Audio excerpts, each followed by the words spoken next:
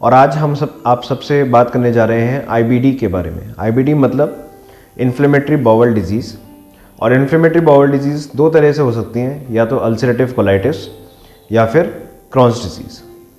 तो हम इसके बारे में चर्चा करेंगे कि आईबीडी क्या होता है, इसके प्रमुख लक्षण क्या होते हैं, इसके लिए क्या जांचें की जाती हैं और इसका क्या उपचार उपलब्ध है। तो अगर हम बात करते हैं आईबीडी की, तो जैसा कि हमने डिस्कस करा कि इसमें दो भाग हैं, एक अल्सरेटिव कोलाइटिस और एक क्रॉन्स डिजीज़। तो दोनों के लक्षण लगभग सेम हैं, लगभग एक जैसे हैं।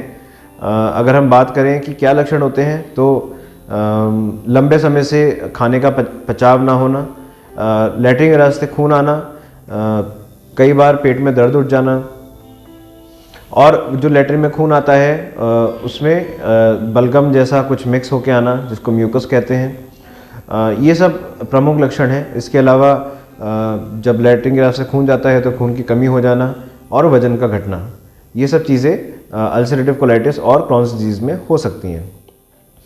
अब हम बात करते हैं कि इसको पता कैसे लगाया जाता है कि ये हमको परेशानी हो रही है। इसके लिए जांच होती है कोलोनोस्कोपी की।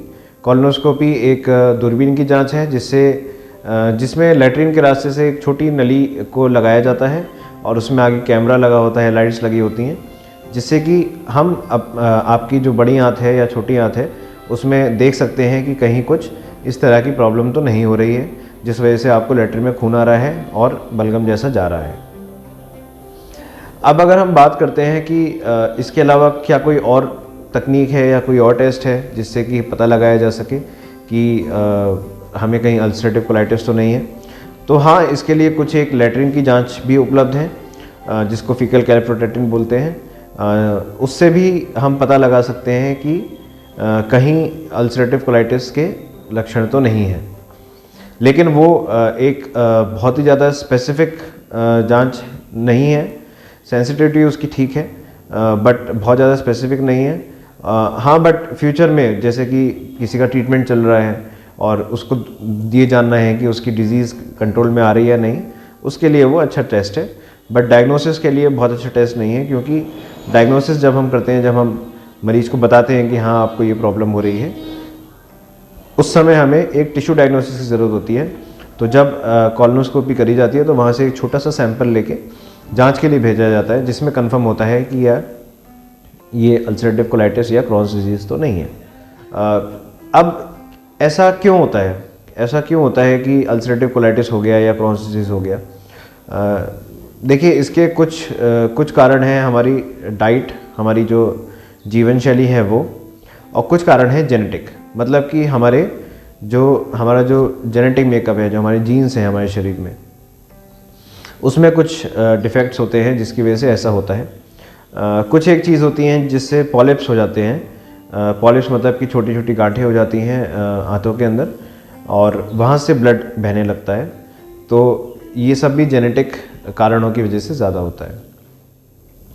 अब मान लीजिए कि आपको पता चला कि आपको आईबीडी की शिकायत है और अब आपको इसका ट्रीटमेंट कराना है। तो ट्रीटमेंट दो तरीके से हो सकता है। एक मेडिकल ट्रीटमेंट होता है, एक सर्जिकल ट्रीटमेंट होता है।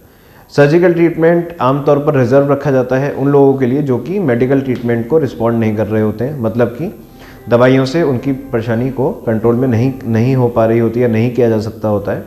उन लोगों में ऑपरेशन करके आंत के उतने हिस्से को, जो हिस्सा ख़राब हो गया है, उतने हिस्से को निकाल के और आंतों को वापस जोड़ दिया जाता है। लेकिन अगर मान लीजिए अगर ब्लीडिंग कंटिन्यूस हो रही है या फिर दवाइयों से रिस्पॉन्ड नहीं हो रहा है, तभी ऐसा किया जाता है। अदरवाइज़ इसके लिए दवाइयाँ चलती हैं और कुछ एक दवाइयाँ हैं जो कि इसके लिए अप्रूव्ड है और वो दवाइयाँ लगभग लाइफ लॉन्ग चलती हैं। इसके अलावा दवाइयों के अलावा हमें अपनी जीवन शैली, खान पान, ये सब भी देख के चलना पड़ता है कि हम बहुत ज़्यादा डाइट में फाइबर्स और ये सब चीज़ों का प्रयोग करते रहें ताकि हमें फ्यूचर में दिक्कत ना हो, हमारी पाचन क्रिया ठीक बनी रहे। ऐसी कोई भी चीज़ जिससे कॉन्स्टिपेशन होता है वो चीज़ हम ना लें। और इसके लिए एक अलग से डाइट है, लो फॉडमैप डाइट, तो वो हम ट्राई कर सकते हैं जिससे कि हमें आने वाले समय में इससे परेशानी जो होने वाली है वो ना हो या कम हो। इसके अलावा जैसे हम दवाई लेते हैं तो दवाई लंबे समय तक लेनी होती है। ऐसा भी हो सकता है कि दवाई लेते लेते भी बीच में कभी फ्लेयर हो जाए, मतलब कि बीमारी अचानक से बढ़ जाए और ब्लीडिंग दोबारा शुरू हो जाए या आपको परेशानी दोबारा शुरू हो जाए।